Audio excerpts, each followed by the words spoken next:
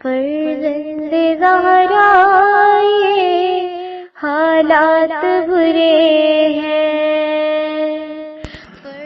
کاشانہ بصیرت ایک ایسا مکمل یوٹیوب چینل جس پر محروم بصارت کے لیے بالخصوص اور تمام افراد کے لیے بالعموم سینکڑوں کی تعداد میں اسلامی کتب دستیاب ہیں۔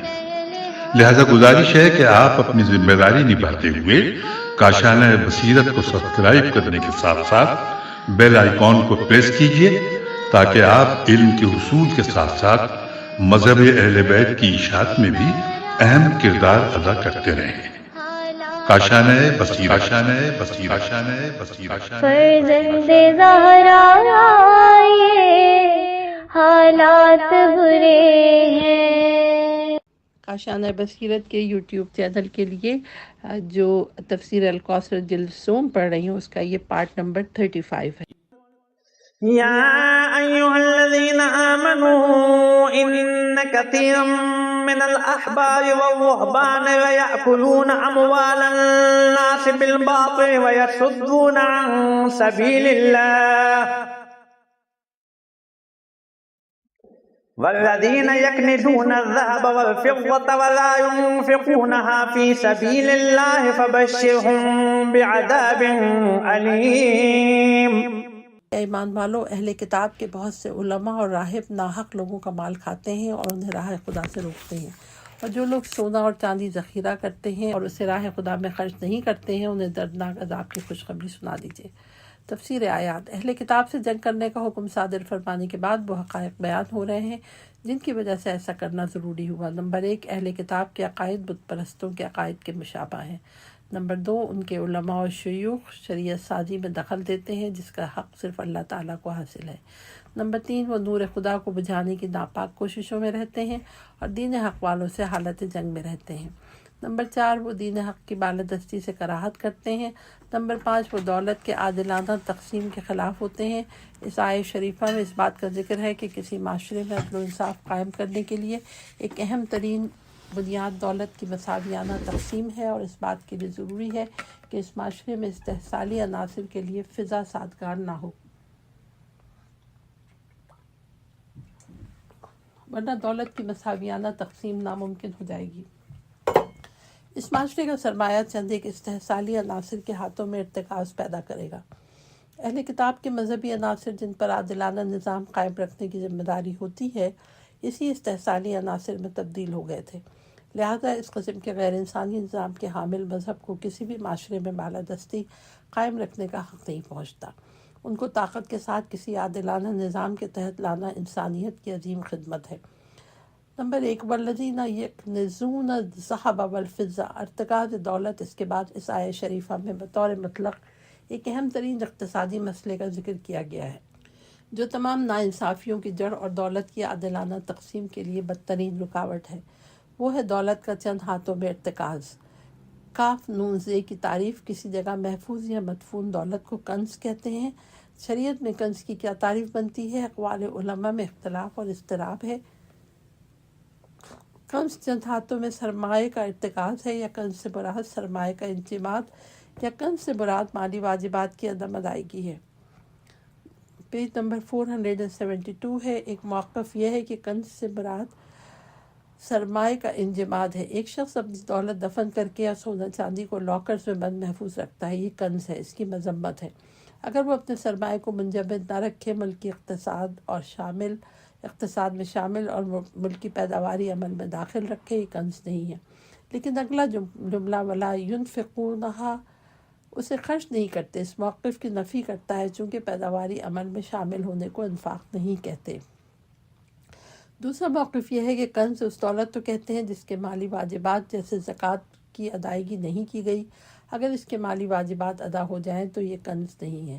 اس موقع پر اس حدیث سے استدلال کیا جاتا ہے کہ رسول اللہ صلی اللہ علیہ وسلم نے فرمایا کہ ہر وہ مال جس کی زکوٰۃ ادا کی گئی ہے وہ کنز نہیں ہے، خواہ وہ 7 زمینوں کے نیچے ہی کیوں نہ ہو۔ ہر وہ مال جس کی زکوٰۃ ادا نہیں کی گئی وہ کنز ہے، اگر وہ زمین کے اوپر کیوں نہ ہو۔ بظاہر حدیث کی نظر عدم ادائیگی پر ہے کہ واجبات کی عدم ادائیگی کی وجہ سے تھوڑا سرمایہ بھی کنز شمار ہوگا۔ ارتکاز سرمایہ پر نہیں یعنی کنز کے مصادیق میں سے ایک مصداق کا ذکر ہے۔ نیز اس موقف پر آیت کے اس جملے سے بھی استدلال کیا جاتا ہے وَلَا يُنْفِقُونَهَا فِي سَبِيلِ اللَّهِ، یہ لوگ دولت کو ذخیرہ کر رکھتے ہیں اور راہ خدا میں خرچ نہیں کرتے۔ یہاں اگر ينفقونها میں انفاق سے مراد پوری دولت میں سے صرف زکوٰۃ کی مقدار مراد لی جائے تو یہ جملہ اس موقف پر دلیل بنتا ہے، جبکہ اس جملے میں انفاق کی نسبت پورے کنز کی طرف ہے۔ اس ذخیرے کو راہ خدا میں خرچ نہیں کرتے، چونکہ وَلَا يُنْفِقُونَ منہا نہیں فرمایا کہ ایک حصہ مراد لیا جائے بلکہ پورا ذخیرہ مراد ہے، چونکہ پورا ذخیرہ اس کی ضرورت سے زیادہ ہے، جیسا کہ فرمایا وَيَسْأَلُونَكَ مَاذَا يُنْفِقُونَ قُلِ الْعَفْوَ، لوگ آپ سے پوچھتے ہیں کیا خرچ کریں، کہہ دیجئے جو ضرورت سے زیادہ ہو۔ تیسرا موقف یہ ہے کہ کنز سے مراد سرمایہ کا چند ہاتھوں میں ارتکاز ہے۔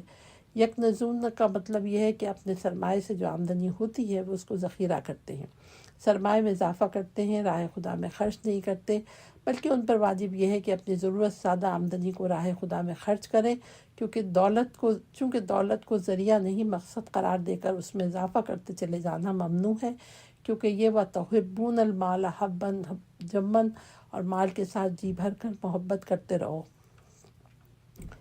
پیج نمبر 473 ہے، وَالتَّكَاثُرُ فِي الْأَمْوَالِ ہے، جیسا کہ فرمایا وَأَنفِقُوا مَا رَزَقْنَاكُم مِّن قَبْلِ أَن يَأْتِيَ أَحَدَكُمُ الْمَوْتُ فَيَقُولَ رَبِّ لَوْلَا أَخَّرْتَنِي إِلَىٰ أَجَلٍ قَرِيبٍ فَأَصَدَّقَ وَأَكُن مِّنَ الصَّالِحِينَ۔ جو رزق ہم نے تمہیں دے رکھا ہے اس میں سے خرچ کرو قبل اس کے کہ تم میں سے کسی کو موت آ جائے۔ پھر وہ کہنے لگے پروردگار تو نے مجھے تھوڑی سی مہلت کیوں نہ دی تاکہ میں صدقہ دیتا اور میں بھی صالحین میں سے ہو جاتا۔ درست ہے اسلام نے فردی ملکیت کو قبول کیا ہے، تاہم اس ملکیت کو بے لگام بھی نہیں چھوڑا، اور چند ہاتھوں میں ارتکاز سرمایہ کی بھی اجازت نہیں دی ہے۔ ہاں اگر کوئی سرمایہ محروم لوگوں کے مفاد میں ہے تو وہ کنز نہیں ہے۔ اس کی صورت یہ ہو سکتی ہے کہ ایک شخص کے پاس بہت بڑا سرمایہ موجود ہے، اس کو وہ قومی پیداواری عمل میں شامل رکھتا ہے اور اس سے ہونے والے منافع کو راہ خدا میں خرچ کرتا ہے۔ اس صورت میں سرمایہ کنز یعنی ذخیرہ نہیں ہے، نہ ہی اس سے وہ اپنی دولت میں اضافہ کرتا ہے بلکہ راہ خدا میں خرچ کرتا ہے۔ اگر سرمایہ میں اضافہ بھی ہوتا ہے تو اس میں راہ خدا میں خرچ میں بھی اضافہ ہو جاتا ہے۔ تبادل، غیر متمدن انسان کو تبادلہ مال کی ضرورت نہیں پڑتی تھی، ہر شخص اپنی ضرورت کے مطابق کمائی کرتا تھا۔ انسان نے جب تمدن میں قدم رکھا اور تسخیر طبیعت کا تجربہ آگے بڑھا تو بعض چیزوں کو اپنی ضرورت سے زیادہ کمانا شروع کیا اور بعض دیگر ضرورت کی چیزوں کو دوسروں سے لینا پڑا، تو تبادلہ مال بمال کی ضرورت پیش آئی۔ اس طرح تبادل پیداوار اور مصرف کے درمیان ایک ذریعہ بن گیا، لیکن یہاں ایک خرابی وجود میں آ گئی، وہ یہ کہ مفاد پرستوں نے اس تبادل سے ذخیرہ اندوزی کرنا شروع کیا، اس سے تبادل پیداوار اور ذخیرہ اندوزی کے درمیان ذریعہ بن گیا۔ مال کے مقابل مال کے تبادلے میں بعض اوقات مشکلات پیش آتی تھی۔ مال کبھی قابل تقسیم نہیں ہوتا اور کبھی خود مال کا پیش کرنا ممکن نہ ہوتا، اس لیے مال بمقابلہ نقد وجود میں آیا۔ یہ تبادل چونکہ قدرتی نہیں ہے، جیسے مال بمقابلہ مال ہے، بالکل انسان کا ساختہ ہے، اس لیے نقد کی وجہ سے ارتکاز سرمایہ اور ذخیرہ اندوزی آسان ہو گئی۔ مال کا تبادلہ مال سے ہونے کی صورت میں مال کی قیمت کا تعین رصد اور طلب سے ہوتا تھا، لیکن نقد نے رصد اور طلب کے توازن میں ذخیرہ اندوزی کے ذریعے خلل ڈالا، چونکہ نقد میں تبادلہ ضرورت کے تحت بلکہ ذخیرہ اندوزی کے لیے بھی ہوتا ہے۔ اس طرح نقد پیداوار بڑھانے کا نہیں دولت بڑھانے کا ذریعہ بن گیا۔ اسلام نے ذخیرہ اندوزی کے خلاف درج ذیل قوانین بنائے۔ الف، ضرورت سے زیادہ خرچ کرنے اسراف کی ممانعت، پیج نمبر 474 ہے۔ بے، سونا چاندی ہر سال زکوٰۃ۔ جیم، سود لینا حرام۔ دال، اسلامی حکومت کو نظارت کا حق دیا، البتہ یہ بات پیش نظر رہے کہ اسلام نے ملکیت کے لیے کسی حد کا تعین نہیں کیا۔ ذخیرہ کرنے والے اپنے مال کا مالک رہے گا جب تک شرعی حکومت اس کو اجازت دے، ولی امر کو یہ حق حاصل ہوگا کہ وہ اس کی ملکیت کو محدود کرے۔ واؤ کا مسئلہ، حضرت عثمان کے زمانے میں حضرت ابی بن کعب کی سربراہی میں قرآن ایک ہی قرأت کے مطابق لکھا جا رہا تھا۔ اس وقت یہ کوشش کی گئی کہ والذین ینکزون الذھب والفضہ میں الذین سے پہلے واؤ نہ لکھی جائے۔ حضرت ابی بن کعب نے اس کے خلاف مقاومت کی اور کہا یہ واؤ نہ لکھی گئی تو ہم تلوار اٹھائیں گے، چنانچہ واؤ لکھی گئی۔ ظاہر ہے واؤ نہ لکھنے کی صورت میں یہ آیت صرف اہل کتاب کے ساتھ مختص ہو جاتی اور مسلمان اس میں شامل نہ ہوتے۔ چنانچہ معاویہ کا یہ موقف تھا کہ ذخیرہ اندوزی کی مذمت صرف اہل کتاب کے لیے ہے، مسلمانوں کے لیے نہیں ہے۔ حضرت ابو ذر کا موقف یہ تھا کہ اس آیت میں اہل کتاب اور مسلمان دونوں شامل ہیں، یعنی ذخیرہ اندوزی اور سرمایہ کا چند ہاتھوں میں ارتکاز مطلق ممنوع ہے۔ اہم نکات: نمبر 1، اسلام کسی قسم کے مالی استحصال کی ہرگز اجازت نہیں دیتا، لا یاکلون اموال الناس بالباطل۔ نمبر 2، ذخیرہ اندوزی اور ارتکاز دولت کا مرتکب جہنمی ہے، یکنزون الذهب والفضہ۔ يوم يحمى عليها في نار جهنم فتكوى بها جباههم وجنوبهم وظهورهم هذا ما كنزتم لأنفسكم فذوقوا ما كنتم تكنزون۔ جس روز وہ مال آتش جہنم میں تپایا جائے گا اور اسی سے اس کی پیشانیاں اور پہلو اور پشتیں داغی جائیں گی، ان سے کہا جائے گا یہ ہے وہ مال جو تم نے اپنے لیے ذخیرہ کر رکھا تھا، لہٰذا اب اسے چکھو جسے تم جمع کیا کرتے تھے۔ پیج نمبر 475 ہے۔ تفسیر آیات: نمبر 1، یوم یحمى علیہ فی نار جہنم، اس دن وہ آتش جہنم میں تپایا جائے گا۔ اس مطلب کو بیان کرنے کے لیے فرمایا اس روز آتش کو اس مال پر تپایا جائے گا۔ یوم تحم النار علیہ، یہ بتانے کے لیے اس سونے اور چاندی کو اس حد تک گرم کیا جائے گا گویا کہ آتش جہنم کو اس کی حرارت سے تپایا جائے۔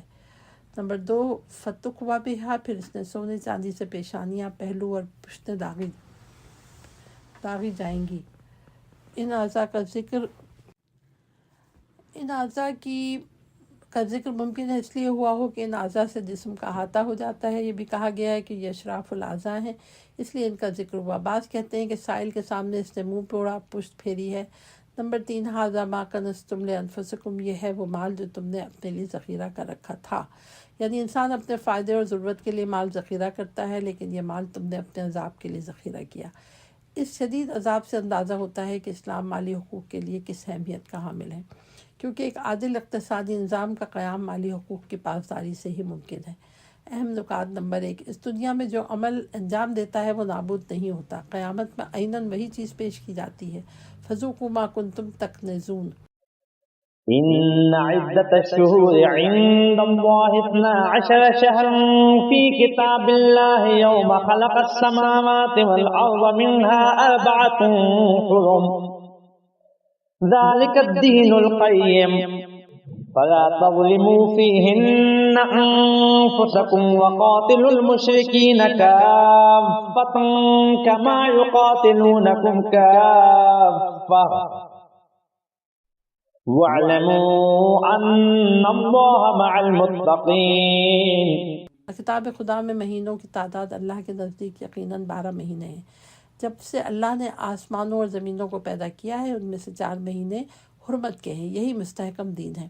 لہذا ان 4 مہینوں میں تم اپنے آپ پر ظلم نہ کرو اور تم سب مشرکین سے لڑو جیسا کہ وہ تم سب سے لڑتے ہیں، اور جان لو کہ اللہ تقوی والوں کے ساتھ ہے۔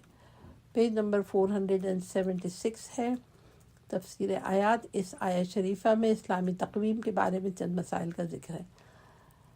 ان عدت الشہور، عرب جاہلیت نے اپنے مصلحتوں کی خاطر مہینوں کی تعداد بڑھا کر 13 یا 14 کر دی تھی۔ اس جاہلی رسم کی منسوخی کا اعلان بھی 9 ہجری میں حج کے موقع پہ ہوا، اور فرمایا اللہ تعالیٰ کے نزدیک اس کتاب تکوین میں مہینوں کی تعداد 12 ہے۔ زمین جب سورج کے گرد پورا چکر کر لیتی ہے تو چاند زمین کے گرد 12 چکر لگا لیتا ہے۔ یہ ایک قدرتی جنتری ہے جسے ہر شخص صفحہ آسمان پہ دیکھ سکتا ہے اور اپنے امور کو ان کے مطابق منظم کر سکتا ہے۔ نمبر 2، فی کتاب اللہ، یہ تعداد اللہ کی کتاب تکوین میں ہے جس میں آسمانوں اور زمین کی تخلیق کے وقت اس تعداد کو تقریباً 12 مہینے مقرر کیا ہے۔ البتہ یہ بات صرف خط استوا کی آبادی اور کرۂ ارض سے متعلق ہے، ورنہ قطب شمال اور جنوب میں پورا سال 1 دن اور 1 رات پہ مشتمل ہے۔ دیگر کرات کا سال اس زمانے سے مربوط ہے جو اس کرے کو سورج کے گرد ایک چکر پورا کرنے میں لگتا ہے، جو زمین سے مختلف ہے۔ چنانچہ آیت کے پیش نظر کرۂ ارض اور اس کرۂ ارض کی اکثر آبادی ہے جو خط استوا پر آباد ہے۔ نمبر 3، منہا 4 حرم، ان 12 مہینوں میں سے 4 مہینے حرمت کے ہیں، ان میں امن و سکون برقرار رکھو اور خونریزی کر کے اپنے اوپر ظلم نہ کرو۔ حرمت کے 4 مہینوں سے مراد ذی القعدہ، ذی الحج، محرم اور رجب ہیں۔ عربوں میں 4 مہینوں کا احترام کیا جاتا تھا جو کہ دین ابراہیم کے متعلق ہے، اور حج اور کعبہ اور ان کے درمیان ہونے کی وجہ سے دین ابراہیمی کی یہ تعلیم ان کے درمیان باقی رہی۔ تاہم عرب مشرکوں نے اس میں بھی اپنی عارضی مصلحتوں کی بنا پر رد و بدل کیا اور حرمت کے مہینوں میں بھی جنگ کرنے کے بہانے بنا لیے، تو مسلمانوں کے لیے یہ حکم آیا۔ نمبر 4، ذالک الدین القیم، ان حرمت کے مہینوں میں امور معاش و معاد کے لیے امن و امان فراہم کرنا اس دین کا حصہ ہے جو لوگوں کے معاش و معاد کی مصلحتوں کی پاسداری کرتا ہے۔ نمبر 5، فلا تظلموا فیہن انفسکم، تم حرمت کے ان مہینوں میں اپنے اوپر ظلم نہ کرو۔ ظلم دوسرے مہینوں میں بھی نہیں کرنا چاہیے، تاہم ان حرمت کے مہینوں میں ظلم کرنا زیادہ جرم ہے، اور ظلم سے مراد قتال ہے کہ ان مہینوں میں قتال نہ کرو۔ نمبر 6، وقاتل المشرکین کافہ، کافتاً اگر انفسکم سے مربوط ہے تو معنی یہ ہوں گے کہ تم مسلمان سب مل کر لڑو، اگر کافتہ مشرکین سے مربوط ہے تو یہ معنی ہوں گے تم سب مشرکین سے لڑو جیسے وہ تم سب سے لڑتے ہیں، ہم نے یہی ترجمہ اختیار کیا ہے۔ پیج نمبر 477 ہے۔ اہم نکات۔ نمبر 1، احکام شریعت احکام خلقت کے مطابق ہوتے ہیں۔ إنما النسيء زيادة في الكفر يضل به الذين كفروا يحلونه عاما ويحرمونه عاما ليواطئوا عدة ما حرم الله فيحلوا ما حرم الله زين لهم سوء أعمالهم واللہ لا يهدي القوم الكافرین۔ حرمت کے مہینوں میں تقدیم و تاخیر بے شک کفر میں اضافہ کرتا ہے جس سے کافروں کو گمراہ کیا جاتا ہے۔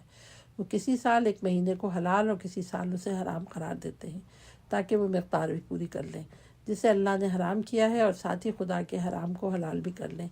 ان کے برے اعمال انہیں بھلے کر کے دکھائے جاتے ہیں، اور اللہ کافر قوم کو ہدایت نہیں کرتا۔ تشریح کلمات۔ النسی، نون سین یہ تاخیر کر دینا۔ تفسیر آیات۔ نمبر 1، انما نسی اور زیادت فی الکفر، عرب اگرچہ بنیادی طور پر حرمت کے 4 مہینوں میں جنگ اور خونریزی کو حرام سمجھتے تھے، وہ ان 4 مہینوں کی تعداد تو پوری کر لیتے تھے، مگر وہ ان مہینوں کو اپنی خواہشات کے مطابق بدل دیتے اور کسی حرام مہینے کو حلال کر دیتے تھے، اس کی جگہ کسی حلال مہینے کو حرام قرار دیتے تھے۔ چونکہ یہ جنگجو اور ایک دوسرے کے خون کے پیاسے متواتر 3 ماہ تک صبر نہیں کر سکتے تھے، اس لیے وہ کسی حرمت کے مہینے کو حلال قرار دے کر جنگ کرتے اور اس کی جگہ کسی حلال مہینے کو حرام قرار دے دیتے۔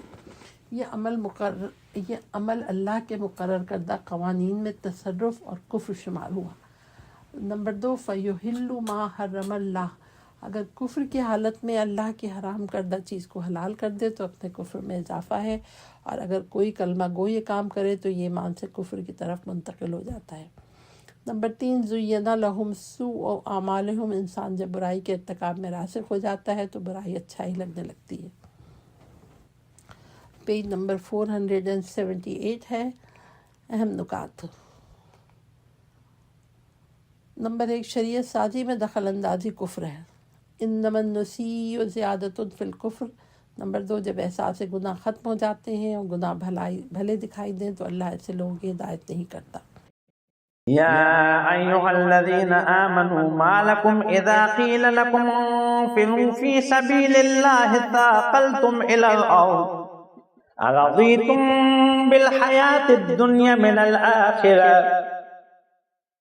فما متاع الحیاۃ الدنیا فی الآخرۃ الا قلیل۔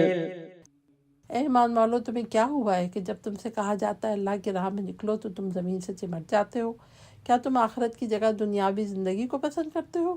دنیاوی زندگی کی متاع تو آخرت کے مقابلے میں بہت کم ہے۔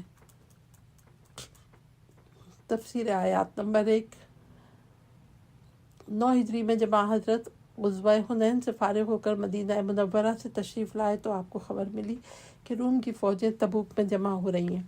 تبوک مدینہ کے شمال میں شام کی سرحد پر ایک جگہ کا نام ہے جو مدینہ سے 610 کلومیٹر کے فاصلے پر ہے۔ اس مرتبہ لشکر اسلام کو ایک ایسی منظم شاہی فوج کے ساتھ مقابلہ کرنا پڑ رہا ہے جو اس زمانے کی بڑی طاقت شمار ہوتی ہے۔ چنانچہ آپ 30,000 کا لشکر لے کر نکلے۔ اس مرتبہ اس جنگ کے لیے نکلنے میں چند ایک دشواریاں پیش آ رہی تھیں۔ مدینہ سے تبوک کی مسافت کافی دور تھی، موسم بھی سخت گرم تھا، فصل پکنے اور کاٹنے کا وقت بھی آ گیا تھا، پھر اس زمانے کی بڑی طاقت کے ساتھ لڑنا تھا۔ یہ ساری باتیں مسلمانوں کے ایمان کے وزن کو تولنے کے لیے کافی تھیں۔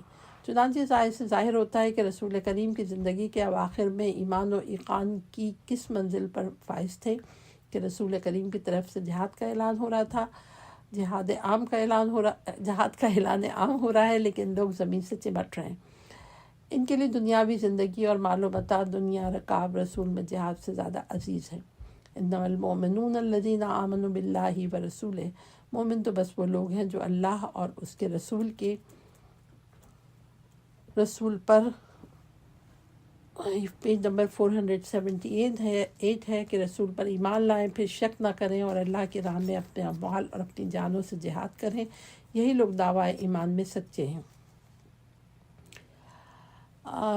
نمبر 2، ارضیتم بالحیات الدنیا، جب دنیا و آخرت میں سے ایک انتخاب کرنے کی نوبت آئی تو کیا تم نے آخرت پر دنیا کو ترجیح دی؟ یہ ایک تنبیہی مسئلہ ہے جس کے سامنے ایک کردار ہے جو دنیا پرست ہے۔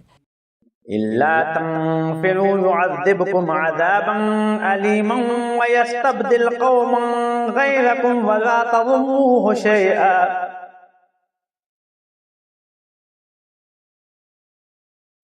والله على كل شيء قدير۔ اگر تم نہ نکلو گے تو اللہ تمہیں دردناک عذاب دے گا اور تمہاری جگہ دوسری قوم پیدا کرے گا، اور تم اللہ کو کچھ بھی نقصان نہیں پہنچا سکو گے، اور اللہ ہر چیز پر قدرت رکھتا ہے۔ تفسیر آیات نمبر 1، الا تنفروا یعذبکم عذابا، دردناک عذاب کا لہجہ ایسا ہے جیسے کفر اختیار کرنے والوں کے ساتھ اختیار کیا جاتا ہے یا جنگ سے کترانے والوں کے لیے۔ چنانچہ سورہ فتح میں آیت نمبر 16 اور 17 میں جنگ سے کترانے والے صحرا نشینوں کے لیے یہی لہجہ اختیار کیا گیا ہے۔ نمبر 2، یستبدل قوما غیرکم، اللہ تمہاری جگہ دوسری قوم پیدا کر دے گا جو احکام خدا کی تعمیل کے وقت زمین سے چمٹنے والے نہ ہوگی۔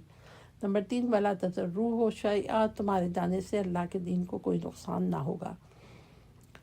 تمہاری ایسی کوئی حیثیت نہیں کہ تمہارے جانے سے کوئی متاثر ہو جائے۔ یہ بات سنت الہی ہے کہ وہ قوم کبھی زندہ نہیں رہ سکتی جو اپنا دفاع کرنا نہیں جانتی، اپنے امام کے پکارنے پر زمین سے چمٹ جاتی ہے اور اپنے رہبر کی نافرمانی کرتی ہے۔ چنانچہ سورہ محمد میں فرمایا، وَإِن تَتَوَلُّوا يَسْتَبْدِلْ قَوْمًا غَيْرَكُمْ ثُمَّ لَا يَكُونُوا أَمْثَالَكُمْ، اور اگر تم نے منہ پھیر لیا تو اللہ تمہارے بدلے اور لوگوں کو لے آئے گا، پھر وہ تم جیسے نہ ہوں گے۔ پیج نمبر 480 ہے۔ اہم نکات نمبر 1، وہ قومیں زندہ نہیں رہ سکتی جو اپنا دفاع نہیں کرنے جانتی۔ نمبر 2، اللہ اپنے دین کے لیے کسی ایک قوم پر انحصار نہیں فرماتا ہے۔ إلا تنصروه فقد نصره الله إذ أخرجه الذين كفروا ثاني اثنين إذ هما في الغار إذ يقول لصاحبه لا تحزن إن الله معنا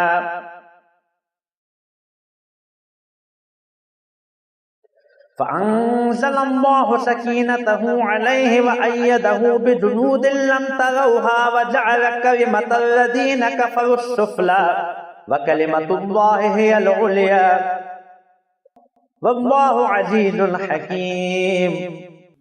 اگر تم رسول کی مدد نہ کرو گے تو جان لو اللہ نے اس وقت ان کی مدد کی جب کفار نے انہیں نکالا تھا، جب وہ دونوں غار میں تھے۔ وہ دونوں میں کا دوسرا تھا، جب وہ ایک ساتھی سے کہہ رہا تھا رنج نہ کر، یقیناً اللہ ہمارے ساتھ ہے۔ پھر اللہ نے ان پر اپنا سکون نازل فرمایا اور ایسے لشکروں سے ان کی مدد کی جو تمہیں نظر نہ آتے تھے، اور یوں اس نے کافروں کا کلمہ نیچا کر دکھایا، اور اللہ کا کلمہ تو سب سے بالاتر ہے، اور اللہ بڑا غالب آنے والا اور بڑا حکمت والا ہے۔ تفسیر آیات نمبر 1، الا تنصروہ، رسول کی آواز پر لبیک نہ کہنے والوں سے تہدید کے لہجے میں فرما رہا ہے کہ تم اگر رسول کی مدد نہ کرو تو ولا تضروہ شیئا، تم اللہ کو کچھ نقصان نہیں پہنچا سکتے، وہ ہر چیز پر قادر ہے، وہ اپنے رسول کی تمہارے بغیر بھی مدد کرے گا۔ چنانچہ اس نے رسول کی اس وقت مدد کی جب وہ 2 مے کا دوسرا تھا اور کوئی تیسرا آدمی ان کے ساتھ نہیں تھا، اور جو ساتھ تھا وہ بھی حزن و اضطراب میں تھا۔ اس سے رسول یہ فرما رہے تھے رنج نہ کر، اللہ ہمارے ساتھ ہے۔ اس آیت میں ہجرت کے موقع پر رسول اللہ کو جن نازک حالات کا سامنا تھا ان کا نہایت مختصر اور بلیغ انداز میں نقشہ پیش کیا گیا ہے۔ نمبر 1، کافر لوگ رسول اللہ کو وطن چھوڑ کر نکلنے پر مجبور کر رہے تھے۔ نمبر 2 وہ 2 کا دوسرا تھا، اس کے ساتھ کوئی تیسرا آدمی نہیں تھا۔ پیج نمبر 481 ہے۔ نمبر 3 وہ دونوں انتہائی خطرناک حالت میں غار میں پناہ لیے ہوئے تھے اور دشمن تعاقب میں تھا۔ نمبر 4 اپنے واحد کو تسلی دے رہے تھے، یہ واحد ساتھی حضرت ابوبکر تھے۔ اس کے بعد رسول کی مدد کی نوعیت بیان فرماتا ہے۔ نمبر 1 ان پر اللہ نے سکون نازل فرمایا۔ نمبر 2 نظر نہ آنے والے لشکروں سے مدد کی۔ نمبر 3 اللہ کا کلمہ بلند اور کافروں کا بول نیچے کیا۔ لہذا سیاق آیت یہ نہیں ہے کہ ہجرت کے اس نازک موقع پہ رسول اللہ کی کسی نے مدد کی ہو، بلکہ سیاق آیت یہ ہے کہ اللہ نے رسول کی اس وقت مدد کی جب ان کے لیے کوئی مددگار نہ تھا۔ چنانچہ سید قطب فی ظلال القرآن میں اس آیت کے ذیل میں لکھتے ہیں کہ اللہ ان لوگوں کو تاریخ کی ایسی مثال پیش فرما رہا ہے جسے وہ لوگ خود بھی جانتے تھے کہ اللہ نے اپنے رسول کی ان کے بغیر کیسے مدد کی ہے۔ روی البخاری عن عائشہ قالت استاجر رسول اللہ و ابو بکر رجلا من بنی دیل ہادیہ خریتا وہوا علی دین کفار قریش۔ بخاری نے حضرت عائشہ سے روایت کی ہے کہ رسول اللہ اور ابو بکر نے بنی دیل کے ایک شخص کو راستہ دکھانے کے لیے اجرت پر لیا تھا، جبکہ یہ شخص کفار قریش کے دین پر تھا۔ نمبر 2 فانزل اللہ سکینتہ، پھر اللہ نے رسول پر سکون نازل فرمایا۔ متعدد مقامات پر جب بھی رسول اللہ کو غیر معمولی حادثہ پیش آیا، اللہ کی طرف سے سکون و اطمینان نازل ہوا۔ چنانچہ جنگ حنین میں جب کمزور ایمان مسلمان فرار ہوئے تو رسول پر سکون نازل ہوا۔ ثم ولیتم مدبرین ثم انزل اللہ سکینتہ علی رسولہ وعلی المؤمنین، پھر تم پیٹ پھیر کر بھاگ کھڑے ہوئے، پھر اللہ نے اپنے رسول اور مومنین پر اپنی تسکین نازل فرمائی۔ صلح حدیبیہ کے موقع پر جب لوگوں میں بے چینی پھیل گئی کہ یہ صلح مسلمانوں کے حق میں نہیں ہے، جبکہ فی الواقع یہ صلح مسلمانوں کے لیے ایک فتح مبین تھی، اللہ نے اپنے رسول پر سکون نازل فرمایا۔ اذ جعل الذین کفروا فی قلوبہم الحمیہ، جب کافروں نے اپنے دلوں پر تعصب رکھا، تعصب جاہلیت کا، تو اللہ نے اپنے رسول اور مومنین پر اپنا سکون نازل فرمایا۔ پیج نمبر 482 ہے۔ اس آیت میں رسول اللہ نے پر اپنے سکون نازل کرنے کا ذکر فرمایا ہے۔ اللہ نے ان پر سکون نازل فرمایا، پھر اپنے لشکر سے مدد کی جو تمہیں نظر نہیں آتی، جبکہ دیگر آیات میں رسول کے ساتھ مومنین پر بھی سکون نازل فرمانے کا ذکر ہے۔ نمبر 3 اور اللہ نے اپنے رسول کی ایسے لشکروں سے تائید فرمائی جو تمہیں نظر نہ آتے تھے۔ اسی نامرئی لشکروں کی حمایت میں رسول گھر سے نکلے اور کسی کی نظر آپ پر نہیں پڑی، غار میں 3 دن تک رہے۔ وہ لوگ غار کے اندر جھانک بھی نہ سکے جبکہ وہ غار تک پہنچ گئے تھے۔ غار کے دہانے پہ مکڑی کا جال بروایت پرندوں نے گھونسلہ بنایا تھا۔ سراقہ کا مشہور واقعہ ہے جو کہ شعروں میں بھی آیا ہے کہ اس نے رسول اللہ کا تعاقب کیا اور رسول کے قریب بھی پہنچ گیا اور معلوم ہوا کہ محمد اس جگہ سے روانہ ہو رہے ہیں۔ وہ چاہتا تھا کہ قریش کو اطلاع دے، مگر اس کا گھوڑا زمین میں دھنس گیا تھا۔ اس نے پکارا، محمد اپنے رب سے دعا کرو میرا گھوڑا آزاد ہو جائے، قسم بخدا میں آپ کی خبر کسی کو نہیں بتاؤں گا۔ واقعہ مختلف لفظوں میں اعلام البری و دیگر مصادر میں موجود ہے۔ نمبر 3 وہ فیصلہ جو مشرکین نے دار الندوہ میں کیا تھا، قرآنی محاورے میں لفظ کلمت حتمہ اور اٹل فیصلے کے لیے استعمال ہوا ہے۔ اگر پہلے سے فیصلہ نہ ہو چکا ہوتا اور یہ ہجرت اسلام کی تقویت کا باعث بن گئی۔ نمبر 4 اللہ کا فیصلہ ہی بالادست اور بالاتر ہو کر رہا، کیونکہ کیوں نہ ہو عزت اور حکمت کا وہی مالک ہے۔ انفروا خفافا وثقالا وجاهدوا بأموالكم وأنفسكم في سبيل الله ذلكم خير لكم إن كنتم تعلمون۔ مسلمانوں تم ہلکے ہو یا بوجھل، ہر حالت میں نکل پڑو اور اپنے اموال اور اپنی جانوں کے ساتھ راہ خدا میں جہاد کرو، اگر تم سمجھو تو یہی تمہارے حق میں بہتر ہے۔ تفسیر آیات۔ نمبر 1 انفروا خفافا وثقالا، ہلکے اور بوجھل میں انسان کے لیے درپیش تمام احوال آ گئے اور ہر حالت اور ہر صورت میں جہاد کے لیے نکلنے کا حکم ہو گیا۔ تنگ دست ہو، مالدار، خوش دلی سے ہو یا بے دلی سے، شوق جہاد ہو یا نہ ہو، بال بچے والے ہوں یا نہ ہو، سوار ہو کر جا سکتے ہو، پیدل، سب کو رسول نے نکلنے کا حکم دیا۔ نمبر 2 اس جملے سے جہاد مالی و جانی جہاد واجب ہو گیا۔ اور جہاد میں خیر ہی خیر بشرط یہ کہ تمہیں اس خیر کا حدود کا علم احاطہ ہو، یعنی تم کو علم ہو جائے کہ جہاد کے کیا اثرات ہیں اور اسلامی امت کی تشکیل اور بقال میں جہاد کا کیا کردار ہے۔ چنانچہ جن ہستیوں کا علمی احاطہ زیادہ تھا ان کے جہاد کا احاطہ وسیع ہو گیا۔ اہم نکات: جنگ کے لیے جو لوگ نکلے تھے ان میں مختلف لوگ شریک تھے، جہاد کے لیے رضا اور رغبت رکھنے والے اور کراہت کرنے والے بھی۔ لو كان عرضا قريبا وسفرا قاصدا لاتبعوك ولكن بعدت عليهم الشقة وسيحلفون بالله لو استطعنا لخرجنا معكم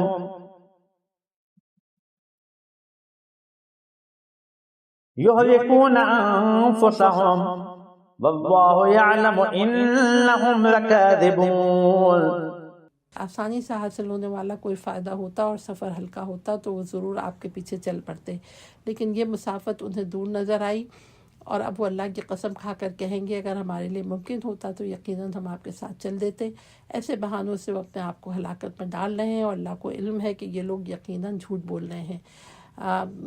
القصد متوسط درمیانہ کہتے ہیں، شقق کا طویل سفر کو کہتے ہیں۔ تفسیر آیات: یہ جنگ خالصتاً ایک امتحان تھی جس سے بہت سے لوگ فاش ہو گئے اور کلام اللہ میں ان لوگوں کے ایمان کا وزن ثبت ہو گیا۔ منافقین اور ضعیف الایمان لوگوں کے چہرے بے نقاب ہو گئے، اور ان کی ترجیحات کیا ہیں؟ وہ جنگوں میں شرکت کرتے بھی ہیں تو آسانی سے حاصل ہونے والے مفادات کے لیے کرتے ہیں، اور عذر تراشتے ہیں تو جھوٹے ہوتے ہیں۔ یہ پیج نمبر 484 میں پڑھ رہی ہوں۔ نمبر 1، آسانی سے حاصل ہونے والا کوئی مفاد ہوتا اور ساتھ سفر پر بھی مشقت نہ ہوتی تو یہ لوگ آپ کے ساتھ ہو لیتے۔ آیت کا مفہوم یہ ہے کہ اگر ان دونوں میں سے ایک نہ ہو تو یہ آپ کے ساتھ ہونے کے لیے تیار نہیں ہیں۔ نمبر 2، مسافت دور تھی، چنانچہ مدینے سے تبوک تک کی مسافت کہتے ہیں 610 کلومیٹر ہے۔ نمبر 3، وہ قسمیں کھا کر کہیں گے ہمارے لیے آپ کے ساتھ چلنا ممکن نہیں تھا ورنہ ہم ضرور چلتے۔ نمبر 4، اپنے شرک کو چھپا کر یا یہ کہ جنگ میں شرکت نہ کر کے وہ اپنے آپ کو ہلاکت میں ڈال رہے ہیں۔ اہم نکات: تبوک کے واقعے سے معلوم ہوا کہ یہ لوگ دوسری جنگوں میں کس غرض سے شرکت کرتے۔ یہ سورہ غزوہ تبوک کے بعد نازل